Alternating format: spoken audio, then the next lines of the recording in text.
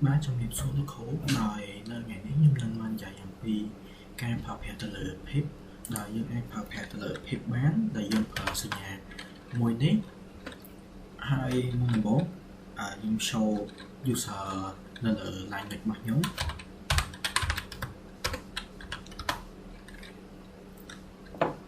ហើយបន្តមកគឺខ្ញុំប្រើ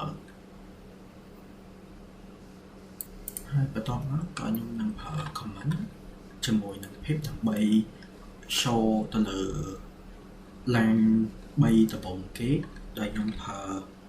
ls ជាមួយនឹងជាមួយនឹង path ដក3អញ្ចឹងមានន័យថាយើងដក3គឺយើង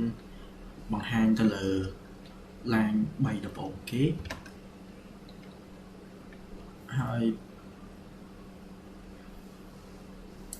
បន្ទាប់មកក៏ខ្ញុំនឹងបង្កើត file ដើម្បី insert ជា multi line ទៅលើ file មួយនោះ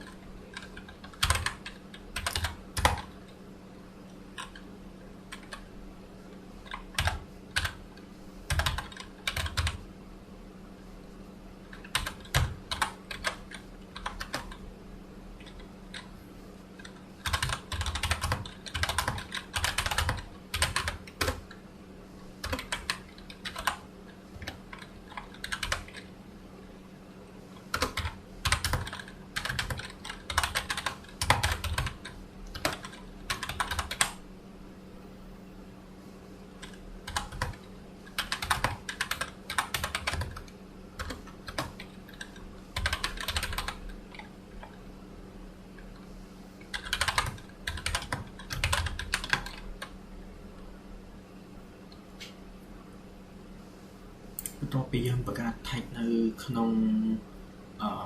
file ដែលយើងបានបង្កើតមិនរួចហើយយើងអាច exit ចេញមកវិញបាន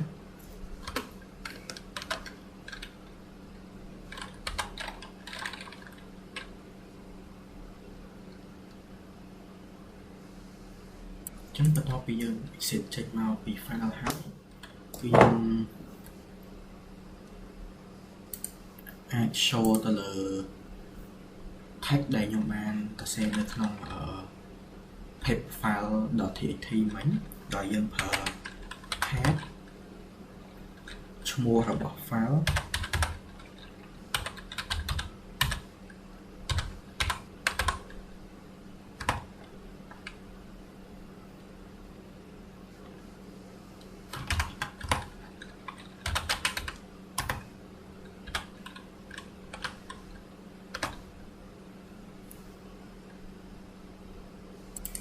ខ្ញុំសរសេរខុសឈ្មោះ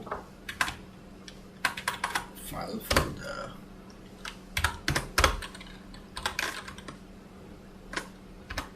ដូចនេះគឺខ្ញុំអាច show ទៅលើចំនួន3ដែលនៅលើគេនៃ text ដែលមាននៅក្នុង file path file.txt មិញ